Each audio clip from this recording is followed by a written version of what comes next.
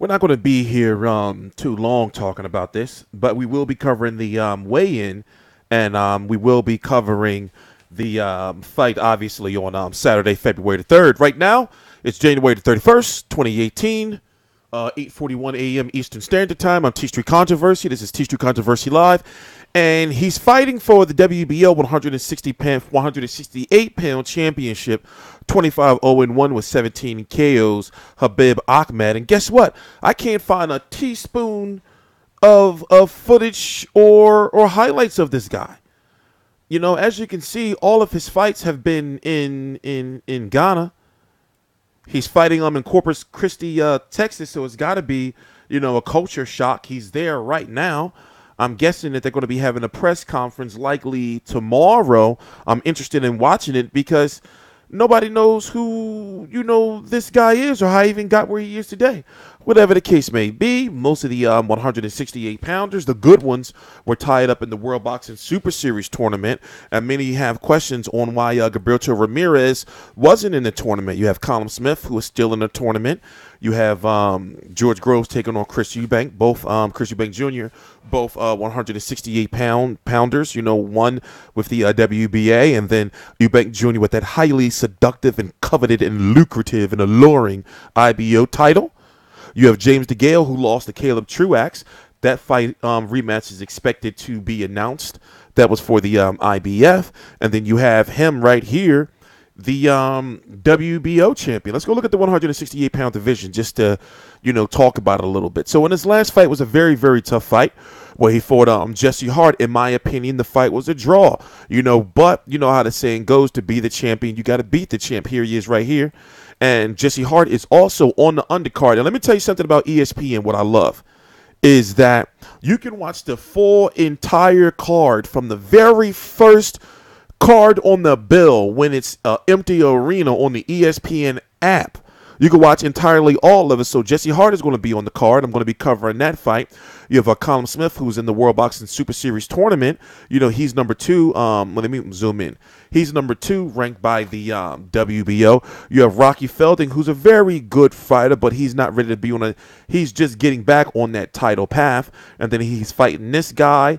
Nobody knows who he is. I've heard of him. He's been trying to get in a fight with Amir Khan. I think he's with Box Nation. He fights on Box Nation. I think he's with Frank Warren. You got Jalen Love. Him versus Gilberto Ramirez ain't never happening. That's top rank.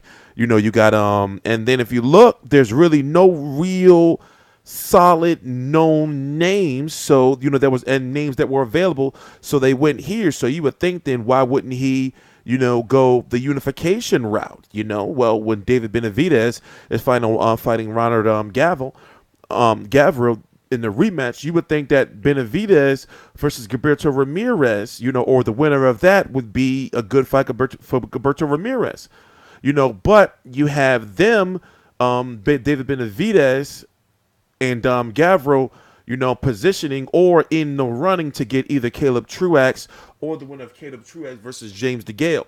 Then you have Andre Dirrell, who's that interim champion, who's fighting this guy right here again very soon. It should be announced.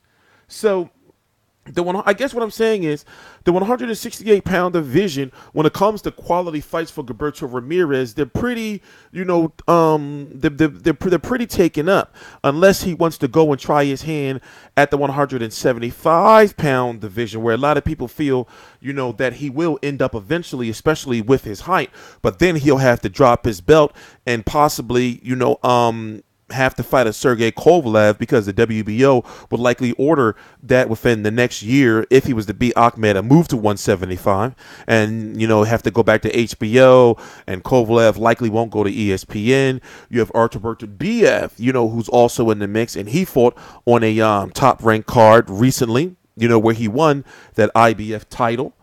You have Dimitri Bivol taking on Sullivan Barrera on March the 3rd. You have Adonis Stevenson, who's taking on Badu Jack.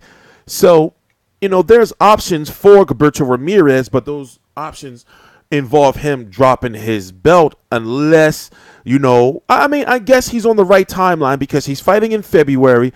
The end of the World Boxing Super Series tournament will be in May.